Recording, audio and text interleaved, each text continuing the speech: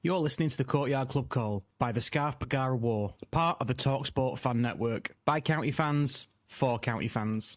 3 points again! 3 points again! 3 points again! Ole, ole! Come on! 3 points again! Ole, ole! 3 points again! Ole, ole! 3 points again! 3 points again! Enough of that. 3 points again, obviously. My one-word review on that game. Exeter away, comfortable. We're going to be dissecting the whole game. I've got Dan Culver with me as always. Hi, Dan. Evening, guys. And I've got the younger, better-looking Johnson with me, Daniel Johnson. Hi, DJ. How's it going, buddy? It's going quite well, actually, especially after the weekend. Indeed, indeed. Okay, so Mr. Culverwell, do you want to take us through that team? And I think you're going to be telling us it was a 4-2-2-2 or 4-4-2. To be honest, I ain't got a clue what the formation was at times. It was definitely one that changed. There was obviously 2 changes to the team from the last outing on the Tuesday night. Obviously, troubling news that Lewis Bate has picked up an injury and may be out for the rest of the season. And Ethan Pye came in for Callum Connolly. Same again, it was a back 4 to start with for sure, with Hills, Fraser Horsfall, Ethan Pye and Toure. Obviously, they're playing in front of Corey Adai. Norwood, same again, surprised amount of games he's played this season. I think that's probably his 41st appearance, 42nd appearance this season. Moxon got a start, and for the time he was on the pitch, I thought he did really, really well. Then you had, obviously, Fevier and Diamond. It's gone sort of like the 4-2-2-2 formation, but they were, playing like 2 number 10s at times. They were playing on the wings. We can obviously talk about that. But obviously, the front 2 was definitely Tanto and Wootton up front. So, yeah. Yeah, I've got to say that is my favourite formation. I think we play our most exciting football when we play that formation. Bin the back 3, 5, Dave, and let's just go with this. That's what I think. So 3 wins on the spin now. Obviously, scored 8 goals and only conceded 1. So should we just talk about this Exeter game then? So 1 minute in, I was still sort of sipping my cup of tea, getting settled into my my sofa, and blow me down. Fevs has an amazing run, sticks it off to Tanto, nearly knees it in himself, doesn't he, with the return ball, Fevs. Keeper makes a great save, and Woots is there to sort of bundle the ball in. Dan, were you sat down and settled at that point, or were you still sort of getting your munchies for the game? No, it was terracing. So, there was a few seating block, I think 150 seats, but the rest of us were in the terracing behind the goal. So no, we turned up early. We got there for just before 1:30, watched the players get off the coach. They didn't open the turnstiles till about 1:45, but they would kindly give us a voucher when we went through the turnstiles to get a free hot drink from the Exeter sort of club. So that was really nice of them. Yeah, no, and nice and relaxed. It was a good atmosphere. 840 odd county fans really sort of making that little terraced area behind the goal bouncing. And yeah, it was just back to what Dave Challoner says, starting on the front foot, intensity, a bit of drive. I think we caught them really on the hop. And like I say, what we want to see Fevs and Diamond do, and Fevs picks up that ball and starts running at you, and they were in the panic. And like you say, that chance then sort of falls to Wootton, and it's all heart really. There's no skill involved. It's just heart and desire, will and want that's got him to the ball and made sure that he's going to get that ball over the line, regardless who was in his way, which was brilliant. And same again, that's what I want to see Wootton do, is attacking the ball when he's facing the goal. We see Wootton too many times with his back. We see his number more than what we do his face, and I want to see his face when we're behind the goal and attacking it. I'm sure we'll come on to Wootton's overall performance in that game later. But Dan Johnson, DJ, I'll call you. Were you nice and comfortable? Bit of popcorn ready? Did you see the first goal? I did manage to see the first goal. Yeah, I'd had like Sky Sports on just beforehand and switched it over about 5 minutes before the match started. So luckily, I did get to see that goal. Fevrier just absolutely did then. They're like holding midfielder just to completely open up the back line. But beautiful bit of play. But I think it helps that I think Exeter just got it all wrong in the first say about half an hour. I just think that the way they tried to set up against us just left them very, very open to the essentially 4 players that were running at them in Wootton, Tanto, Fevrier, and Diamond. So I think that both helps to that really did help in the way that we managed to carve them open so early and so easily. Really, really good play by Tanto as well to find the space on wide on that wing where he wouldn't normally be. And really good instinct by Wootton, as you've said. He's becoming the assist king, Tanto, isn't it? It's something that he's adding to his game, which you could probably say he didn't have the first sort of couple of seasons that he was with us, but he's worked really hard on that, and he's getting his just desserts there. And you make a great point about them probably misjudging what we were going to do. That Dave tends to go 3 at the back away, doesn't he? So it was a very brave sort of formation that he put out, very attacking. Certainly Fevs and Diamond deserved that after the midweek game. And I've got to say, whoever came up with the Scarpagara War podcast on Wednesday title, don't know whether it was you, Dan, or whether it was Waggy, but Diamonds are Fevrier. That is absolute brilliant. I don't know. I think that was one actually Russ came up with, but yeah, no, it's the same again. It was a really front foot dynamic game, and I say it was a shame that Moxon got injured and had to come off because I think it was 2-0 at that point, and I think at that point I'm thinking this is going to be 4-5-0, and I thought that was the best 20 minutes I've seen Moxon play as well. Well, should we talk about that second goal then, and then we'll get on to the Moxon coming off. So again, Tanto was at the thick of it. A collector's item, a left foot cross from him, but nice early cross across to Wootton, who he couldn't miss, could he, DJ? It was a perfectly timed run. No, yeah, I thought it was offside from first viewing. It looked miles off, but if you watch the replay, their back line stepped up as Tanto was making the run, so the lino for once got it spot on, and the ball across to him was in that perfect area. Whereas a goalkeeper, it's that corridor of uncertainty. Do you come for it? Do you try and stop the shot? And the keeper got caught in 2 minds there, and Wootton taps it into the top corner. So very, very clinical and very, very, very composed. Yeah. And at that point, Dan, it could have been. I was thinking sort of 4-5-6 at that point. We were absolutely carving them open. Yeah, I mean, taking big credits to Tanto because, like the week before, we said that it would probably be very easy to get himself caught offside in that move. And in all fairness, I think most of us were all as soon as he got the ball, we're all looking at the lino, looking and going, is he going to put his flag up? And it's one of them ones nowadays, you don't know with linesmen. As soon as the ball goes in the back of net, we're back looking at the linesman to see, is he going to put his flag up or not? And he didn't put his flag up. So same again, he's timed his run perfectly. I know the Exeter players were going over to the linesman complaining that they thought he was offside, but same again, like the week before, it was very, very easy. And maybe a Tanto 12 months ago probably would have got caught offside from that. So it shows you that sort of the work he's doing. And he's not just a goal scorer, he's a provider as well. I mean, like you say, his involvement in goals, not just scoring, assisting. Like I said, there's more to being involved in a goal than just assisting it. So I reckon he's a key part of what we do and how we play. But yeah, that was it was really, really good. And like I say, instinct finish, same again, Wootton moving onto the ball, running onto the ball if it's rather his head or his feet. First time, no need to control it.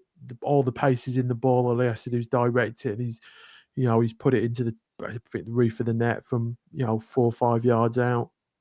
We touched on the injury news to Lewis Bate, and obviously Benno has also ruled out, we think, for a week or two, potential concussion, some sort of training ground clash of heads, I think it was. But so Lewis Bate potentially out for the rest of the season, which would be a nightmare.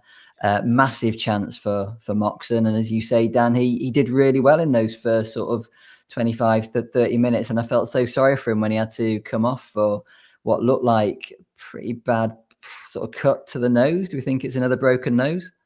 Could be. Yeah, it's I mean, it's a bit hard to say from when we were obviously Dave's commented on it that there was a cut, which was the real issue, not the actual if there was a break or not. It was just the cut, and they couldn't stop the flow of blood. And obviously, once you got blood on a shirt and stuff like that, it's just the referee's not going to allow you to be on the pitch.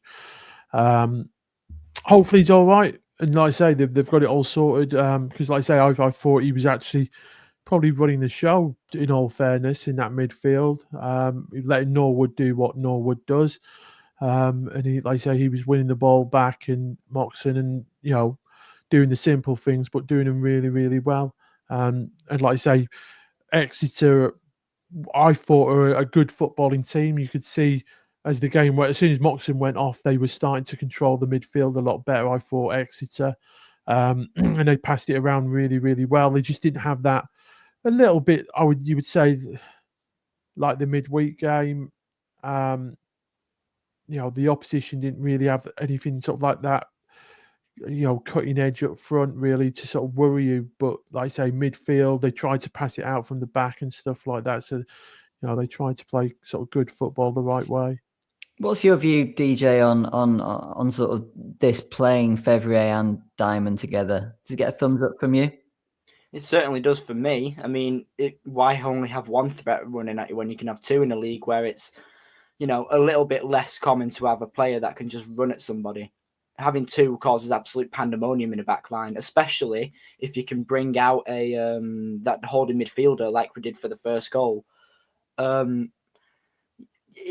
They also have the versatility to start out wide too and play as two wingers, which is for me one of the big reasons why playing them together is not an issue, because sometimes one of them can be a 10, sometimes both of them can be a 10, but also at the same time they don't have to be that. They can be wingers essentially and cut inside, which is, there's a lot of threat there if you play both of them, especially with Wootton as like a target man up front and Tanto exploiting the space behind their defence. One of them can slot in, one of them can try and pick up the ball and cut inside. There's a lot of different ways you can go about attacking a team, and that's what will create the problems. Yeah, it's a great point, and the fact they can also invert as well if the game necessitates that. I love seeing them. I mean, I would love to say it was a 4-4-2 because I reckon 4-4-2 will get its time again. I really do. I think this sort of tippy-tappy stuff that we're sort of seeing at the top of the game, I think eventually we're going to get flying wingers again, and we've got two excellent wingers there. And if they can start scoring as well, I mean, look at Diamond. He got a goal in midweek. Fev's got one the previous week, I think. Or was it the same game that they both scored in, didn't they? Both scored in the same game. Yeah, he got the deflected goal, didn't he? So, okay, so we're sort of heading towards half-time. Special mention to Ethan Pye. He got an amazing block on their only shot on target of the first half, according to FOTMob, although I thought Adai had a nice simple save at some point as well. Oh, yeah. It's literally straight down his throat, through the legs of, I think it was Pye, but it was very, very tame in the end. I mean, on the block from Pye, it was literally just no one was in front of the lad, and he tried to take a shot, and Pye just out of nowhere, slide tackle, bang, straight out there. It's like ridiculous block. Do you guys think that when Moxon came off and Collar came on, we changed our formation a bit? Because I thought we went to sort of like a 4-3-3 at that point, with Tanto being looking at it, he'd be on the left-hand side, Fev's on the right, Wootton up front, and then we had like a midfield three. Diamond sort of went into the midfield three with Norwood and Collar, and it's sort of like to say that dynamic sort of changed a little bit, and I think Exeter sort of changed their formations quite a few times, and obviously we're 2-0 up, but we didn't have to chase the game. You know, we were in control, we were comfortable, but we were very much like the chess match. We were whatever they were doing, we were matching up to whatever they were offering, really. It felt like Wootton was dropping a bit deeper, for me anyway, because Tanto was always a lot more further ahead than him after Moxon came off. So it looked more like a 3-1 up top, like a 4-2-3-1 kind of formation. Yeah, I think Wootton does his best work when he's got runners, and obviously having Tanto, Fevrier, and Diamond on the pitch, he's got that. And I think what impressed me the most is that a lot of Coriadai's kicks, they weren't going sort of like route 1 to Wootton. The ball was going to the wings, and then we were sort of getting the ball into Wootton's feet a lot more, or into his chest a lot more. There was none of this sort of wrestling match with the central defenders in that game, and it just means that the game can flow better. There's less fouls being committed, and I thoroughly enjoyed that first half. It was top. Did you guys pick up on the wind at all? Because it was quite amazing actually how much of a breeze there was, should we say? And it was a weird one because every corner flag on the pitch seemed to be doing a different thing. I don't know if you guys picked up on the sort of like the wind at all. I saw one or two of Corey's goal kicks. They just kind of seemed to never get anywhere past the halfway line, but then the next one would basically go out for a goal kick without touching the ground. So I don't know. It was a bit odd, but I didn't think too much of it. Yeah, it was like I said, the pitch was very sort of greasy, slippy, very bumpy. There weren't the flattest pitch, but like I say, that wind was a bit deceiving at times, I thought. No, I didn't notice it at all, Dan. So decent local knowledge there, being at the game as you were yourself. So if we just wrap up the first half then. So on the stats, FOTMob stats, pretty even in possession. We had 46 to their 54%. Our XG was 1.84 to their 0.41. We had 6 shots, 3 on target. They had 3, 1 on target. And they had more passes than us in that first half, to be fair. But we just used the ball so much better than them. Roll on half time. Did we think there were going to be any substitutions? Didn't really see a need for one. No, I don't. Not unless there was injuries or anything. I did. The early change, obviously losing Moxon. Unless there was an injury, no. I thought they were set out, and like I say, Dave Chandler. It was 2-0 up. Everything was a little bit reactive to what Exeter were doing, whatever formation they were doing or changes they were making. We were sort of, because we were in control of the game, we were comfortable with it. And same again, we came out front foot again. And as David alluded to, we should have really killed the game completely off in that first sort of 60 seconds of that second half. I think another thing, though, is like you said earlier, Jimmy, that we can do off with the 5 at the back. I think the 5 at the back has got a bit of a different use for Charlie at the minute, because he knows that we can play attacking and very positive football with that 4-2-2-2 that we played against them. But going to 5 at the back it killed off any hope of them even coming close to getting one back. And I think that's the use that he's going to use it for in the run-in to the end of the season. Yeah, I think it's a great point, and I think the reason that the 5 at the back for me is sometimes quite painful is that the 5 that we've seen has tended to be Noyle and Torre as the wing backs, and we know how limited they tend to be in their output when it comes to further up the pitch. But yeah, 2-0 up. If you can go to that formation, and let's face it, he did bring Noyle on 66. He brought Bailey on as well on 66 as well, so he got a rare opportunity. And fair play to the lad. I thought he was neat, tidy, got his positioning right. They thought he played well, to be fair to him, because we sort of switched over, didn't we, to a back 5. Hills sort of filling in at that right-sided centre-back. Noyle obviously occupying that sort of right-sided sort of wing-back, full-backy sort of role, depending on where the ball was on the pitch. But no, we were fully in control of that second half, weren't we? One thing just to note, something that I sort of made a note of, we had another one of those heart in mouth moments. Communication, was it, between Pi and Adai? Pi wanted Adai to come, he didn't come, and then Pi sort of toe poked the ball back to him, and Adai, in fairness, who managed to clear it. Did you see that in the ground, Dan? Could you hear any communication between them? Because I think that was was that not at the end that you were occupying? Yeah, there was one in the first half as well, where somebody sort of, it's one of them ones. Adai's in the middle of the goal. He passes it back, but instead of passing it back to Corey, he's passed it to the side of him and a bit too much to the side of him. No, like I said, I thought, Corey, absolutely comfortable game. It was a horrible pitch. Like I say, it was very more bumpy than you probably realise. And it was actually, me and Toby were talking, and the first thing the goalkeepers did when they came out was sort of like kicking the ball across the ground, just to see how it bounced, because it was one of them ones you could see it. We've seen it before in games where the goalkeeper goes to kick the ball and it just bounces over their foot, and it was one of them pitches that you sort of dread that could actually happen.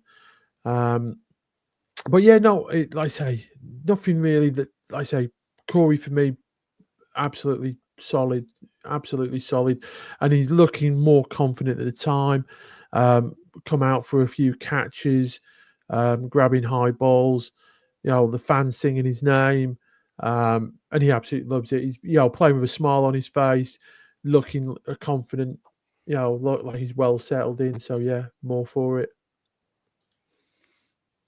Yeah, I mean, just to caveat that comment I made, I actually thought that it was Pi who was probably in the wrong there, because he was actually under control of the ball when he was sort of wanting Corey to sort of come for it. So I don't think it was Corey's fault on that one anyway. So yeah, I mean, second half we didn't really do a massive amount, did we? I'm just trying to wrap my brains. We had 5 shots. Who had the best chance? Did we? You said before, didn't you, Dan, that we could have made it 3 at one point?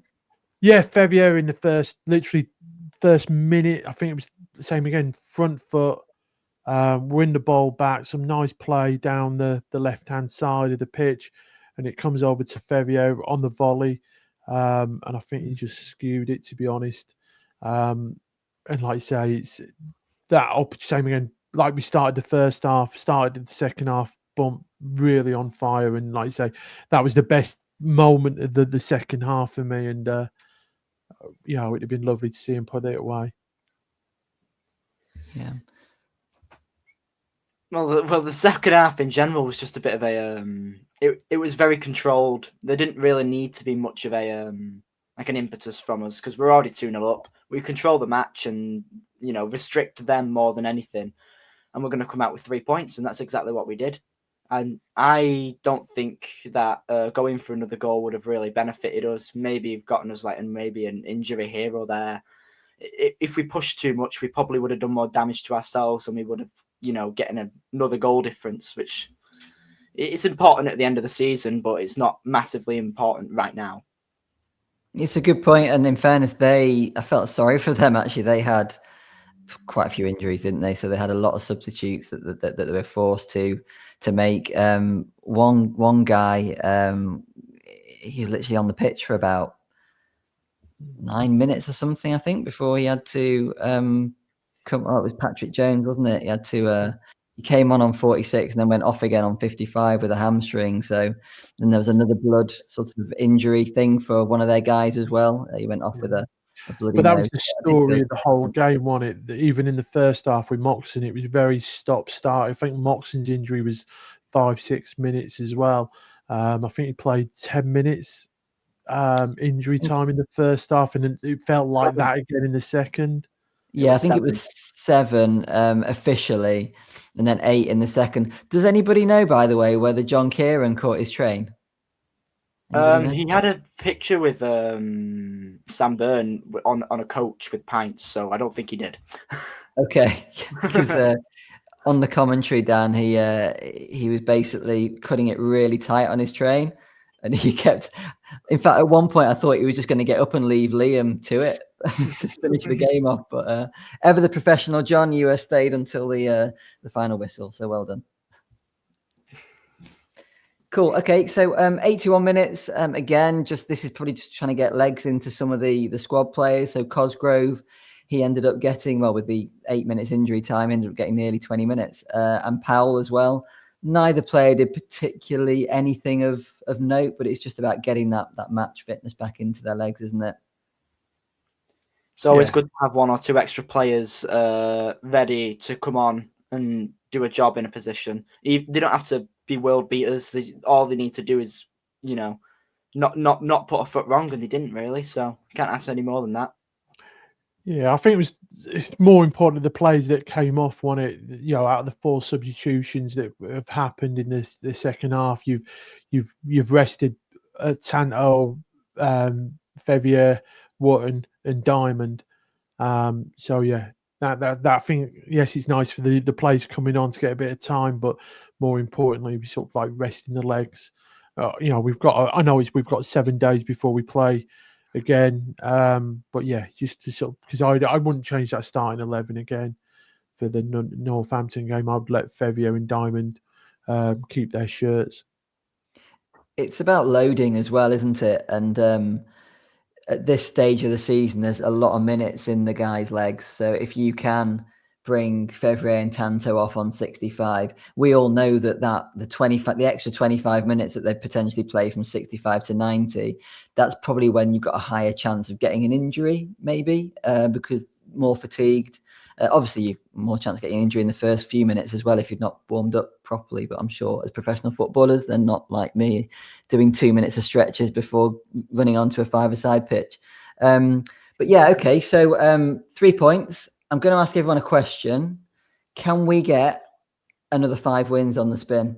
Because I think we can. I think we can go unbeaten, and better than that, I think we can win every single game until the playoffs. I think third is now. I said I don't feel. I think we've run out of games to catch Wrexham. To be honest, now if we had 2 more games, then maybe we could catch them. But I think with 5 games to go, I think the third spot against Wickham definitely on, and obviously with that last game of the season as well at Wickham, more so, which could be a massive thing because obviously third plays 6. So if we end up third, and as the table is, that would be a playoff match against Bolton, away at Bolton first, and then the second leg at Edgeley Park. So yeah, no, I think we can go. At the moment on points per game, we're due to end up with 83 points. So that's another 9 points, 3 wins out of the 5 games. We have so far this season virtually lost 1 game per month, apart from obviously the first month of the season, August and December, we actually lost 3 games.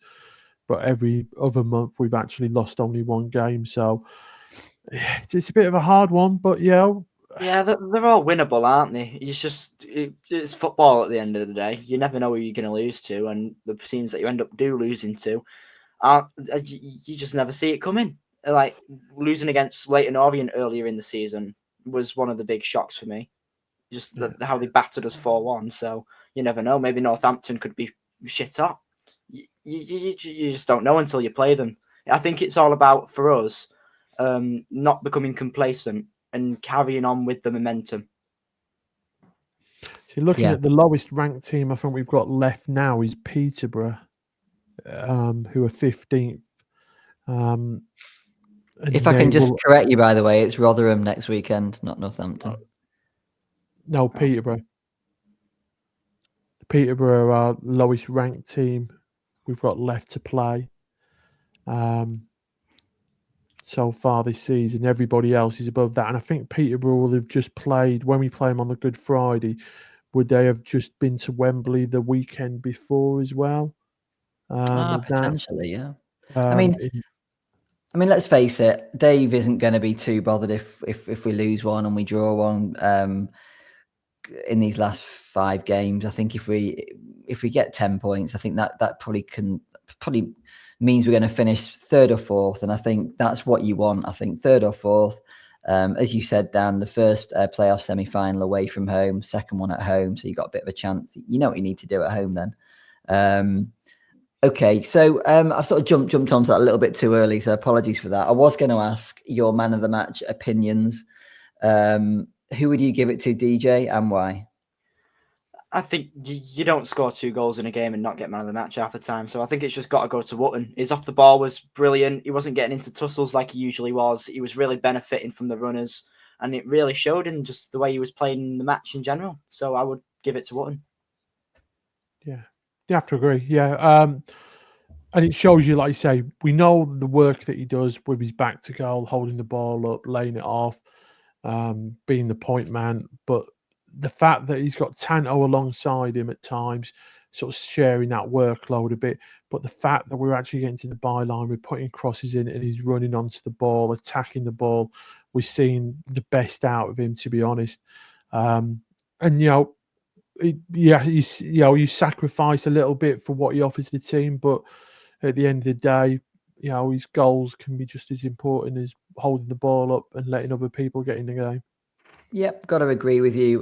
Wootton, man of the match for me. And actually, if you watch his highlights reel from Notts County, a lot of the goals that he scored for them were, as you've just described, Dan, sort of crosses from the byline, and he's sort of almost a bit of a fox in the box. I don't think we've used him maybe as well as we could have done, as you've just alluded to. He does do a lot of unselfish stuff, which tends to mean he doesn't get into the box maybe as much as he should do. But no, he's been great the last sort of few games, and that partnership that he has got with Tanto, they are definitely working off each other a lot better than they have done in the past. And I think the key for us now is just to try and keep those 2 players injury free, because it would just be absolutely fucking sod's law, wouldn't it, that one of them or both of them get injured heading into a playoff campaign. So yeah, I think we need to wrap them up in cotton wool as much as we can do. Obviously, keep the minutes going, keep them ticking. I'd be tempted to give Cosgrove not a start, but I'd definitely give him a few more minutes coming in off the bench. So once the other 2 have done their job, put Cosgrove and even Benno on maybe as well, to try and rest them for this sort of playoff campaign that we're looking odds on likely that's going to happen. Yeah, I mean, with the Benno, it's obviously he's got a concussion, they reckon. And I know obviously in rugby, if you got a concussion, the return to play is 21 days, the protocol. So I don't know. I think it's 2 weeks in football, Dan. Yeah, so hopefully, it won't be too bad. It means he'll be back for maybe the Good Friday game. Wait and see. And like you say, going back to a little bit what you said before, the hardest games, I think actually the hardest game we've got is the Rotherham game coming up, because since they've sacked Evans, they haven't lost a game. They've played 2 and won 2 since Evans has gone out the door. And I think that might be, if we get over that hurdle, I think we are galloping along as such. Yeah, just want to make a special mention for Horsfall as well. I thought he was majestic. We know what a great player he is, Rolls Royce, all that sort of stuff. But he slotted right back in that game, winning some decent headers as well, reading the game well. And you've got to say that back, if he does go with a back 3, if he does want to sort of shut up shop, I wouldn't choose anybody out of Hills, Horsfall and Pye in this division from what I've seen. I was a bit disappointed, to be honest, with Horsfall. I was expecting him to have a Gaz Owen type mask on. To be honest, and the omen of that season as such. So I was a little bit disappointed that he didn't have a Gaz Owen mask. Oh, that's a name. That's a blast from the past, Gaz Owen. I know, but if you remember when we won in the playoff final against Rochdale, he had to wear a mask, didn't he? I just thought that might have been the omens singing that we're going to go all the way and beat a local team in the playoff final. With the Did Liam Dickinson ever wear a mask? I've got a vision of him wearing a mask once. No, am I making that up? No, you're probably not. But yeah, it's just Gaz Owen, the one I always remember. You probably weren't even born then, Dan, to be fair. I was born May 17th, 2008. So, yeah, Okay, there so you go. It was probably basically weren't the week I was probably born. weren't born then. So the next question is: so that was 2008, wasn't it, Dan? Yeah. I'm not imagining this. It was 2008. So the question is: was Russ by your mum's side waiting at the hospital just in case you were born, or was he down in Wembley? He was there when I was born and down at Wembley. In Okay. pretty much the same weekend, I'm pretty sure. So, Right. oh wait, no, I was born the semi-final. I was born Yeah, in the week before. It would have been the week before because the playoff finals are always on the bank holiday, which falls at the end of May. Good point. Good point. Cool. Okay. Well, I think we've done Exeter, guys. Nothing Thanks to for moan joining about us, the Dan, referee. Ben Johnson. So we've got nothing to moan about the referee as well. I thought the referee was same Once. again. He was good. Yeah. He can come again, Mr. Speedy. Yeah. So no, same again. Another one ticked off. Game won and dusted in the first 20 minutes. For me, and like you say, you know it was all about that point. Then after 20 minutes, Wootton sticks in that second. We just managed to control it, comfortable. Yeah, good day out, like you say. The county fans were brilliant. Lots of them in fancy dress. We had one idiot. There's always one idiot. Every village has one that went on the pitch, which is, you can argue, which weren't the heinous crime in the world. But when you go and put your hands on the goalkeeper, then you're basically an idiot, to be honest. And Was I that don't their know who. keeper or ours, Dan? No, their keeper. He ran on the pitch once the first goal went in. And people do that, just get off the pitch, but there's no need to then put your hands on their goalkeeper as you're coming back off. So yeah, obviously I'd assume it's alcohol induced, even though there was no alcohol being sold in the stand in the ground when we got in there for the away fans. But no, on the whole, the county fans were brilliant. Loads in fancy dress, loads of good nature, loads of singing, loads of good atmosphere. Didn't see any aggro at all, whether in or around the ground or at the train station or anything like that. Really, really pleasant way day. And to be honest, it's the first time the boys been to Exeter. My dad obviously says that Exeter was actually my first county game I ever went to 40 odd years ago. But yeah, no, I thought it was lovely. Weird, obviously, ground. It's 6,500, I think we're in there. Obviously a big old terrace stand that you don't often see nowadays. So yeah, no, lovely place. And the same again, the sun was shining, which makes it a lot better. I wouldn't want to probably go there in December if it's snow and hail, but yeah, in a spring day, it was brilliant. Cool. Thank you. So yeah, we'll sign off for this edition of the Courtyard Club Call, and we will speak. In fact, I won't be here next week, so it'll be Dan leading the Courtyard Club Call next week, and we'll see who we get on to join him. But yeah, see you all soon, guys. See ya. See ya.